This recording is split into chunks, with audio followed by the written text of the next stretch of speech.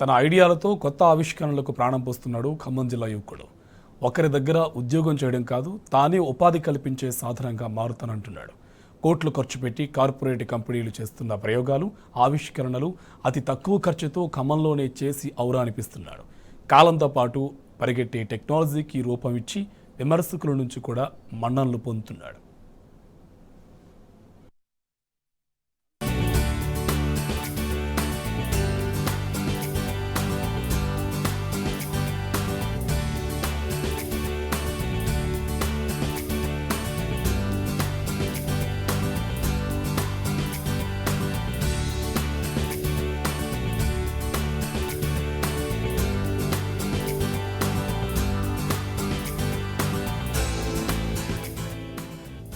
ఇతడి పేరు రాకేష్. ఖమ్మం నగరంలోని శ్రీనివాస్ నగర్ నివాసి. మెకానికల్ ఇంజనీరింగ్ చేశాడు. ఇంకొకరి దగ్గర పనిచేయటం రాకేష్ కు ఇష్టం లేదు. తన కాళ్ల మీద తాను నిలబడాలనేది అతని టార్గెట్. అందుకే వినూత్నంగా ఆలోచించి ఒక హైబ్రిడ్ కారును తయారు చేశాడు. ఇదిగో ఇదే ఆ కార్. వింటేజ్ లుక్ లో యమ టీవీగా దూసుకుపోతోంది కదూ. రాకేష్ తయారు చేసిన ఈ కార్ పెట్రోల్ తో పాటు కరెంట్, సౌరశక్తితో కూడా పనిచేస్తుంది. అది కూడా అతి తక్కువ ధరలో. నమస్తే, నా పేరు రాకేష్. నేను శ్రీనివాస్ నగర్ ఖమ్మంలో ఉంటున్నా. సో 2019 నుంచి నేను ఎలక్ట్రిక్ వెహికల్స్ చేస్తున్నా. సో ఇప్పుడు వచ్చేసేసి ఎలక్ట్రిక్ వెహికల్లో మెయిన్ కొన్ని ఇష్యూస్ని అండ్ దాంట్లో ఉన్న ప్రాబ్లమ్స్ని, దాని సొల్యూషన్ని అండ్ ఆల్టర్నేట్ సొల్యూషన్స్ని మేము కనుక్కోవడం జరిగింది. సో ఈ ఎలక్ట్రిక్ వెహికల్లో వచ్చేసేసి డిసడ్వాంటేజెస్ ఏంటంటే షార్ట్ టైంలో మనకి అది ఛార్జ్ అవ్వదు. ఇప్పుడు మనం పెట్రోల్ వెహికల్తో కంపేర్ చేసుకుంటే, సో పెట్రోల్ వెహికల్ ఏంటంటే మనకి పెట్రోల్ అయిపోగానే వెళ్తాం, పెట్రోల్ ఫిల్ చేయించుకుంటాం, వెహికల్ స్టార్ట్ చేసుకొని వెళ్ళిపోతుంటాం. సో ఈ ఎలక్ట్రిక్ వెహికల్లో ఇట్లా కాదనమాట. సో ఈ ఎలక్ట్రిక్ వెహికల్లో ఏంటంటే మనకి 3 to 8 hours ఛార్జింగ్ టైం అని ఉంటుంది. 3 to 8 hours అంటే వేరియేషన్ ఆఫ్ బ్యాటరీస్ని బట్టి మనం వెహికల్ని 3 hours నుంచి 6 hours ఛార్జ్ చేయాలి. ఆ 3 to 6 hoursకి కూడా 20 రూపీసే పడుతుంది కంపేర్ చేసుకుంటే పెట్రోల్తో. సో అందుకే అందరూ ఎలక్ట్రిక్ వెహికల్కి కన్వర్ట్ అవుతున్నారు.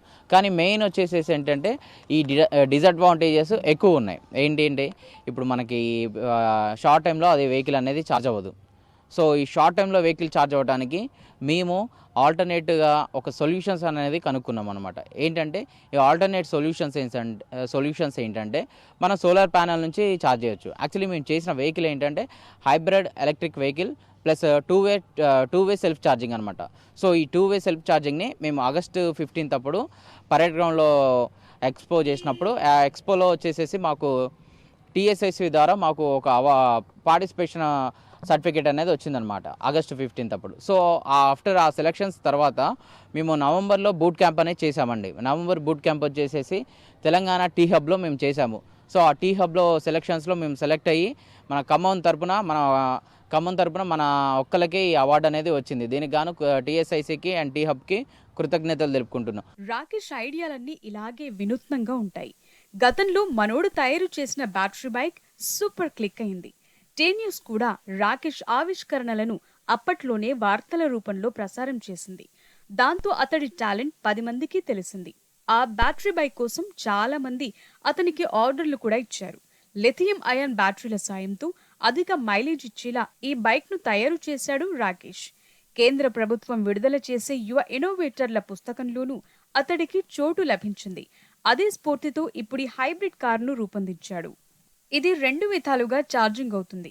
మొదటి 40 కిలోమీటర్లు పెట్రోల్తో నడిపిన తర్వాత కార్లు ఏర్పాటు చేసిన బ్యాటరీలు ఛార్జింగ్ అవుతాయి. అలా ఉత్పత్తైన విద్యుత్తు బ్యాటరీతోనే కారు పరుగులు తీస్తుంది. అంతేకాదు కారు పైభాగంలో ఏర్పాటు చేసిన సోలార్ ప్యానెల్స్ కూడా సౌర విద్యుత్ను ఉత్పత్తి చేస్తుంటాయి. ఇలా సోలార్ ప్యానెళ్ల నుంచి ఉత్పత్తైన కరెంటుతో బ్యాటరీలు రీఛార్జ్ అవుతుంటాయి. ఈ పద్ధతిలో ఇది 20 కాదు, ఏకంగా 300 కిలోమీటర్లు ప్రయాణం చేయొచ్చట. ముందుగా పెట్రోల్తో నడిచిన 40 కిలోమీటర్లు కూడా కలిపితే 340 కిలోమీటర్లు ఏకధాటిగా ప్రయాణం చేయొచ్చంటాడు రాకేష్.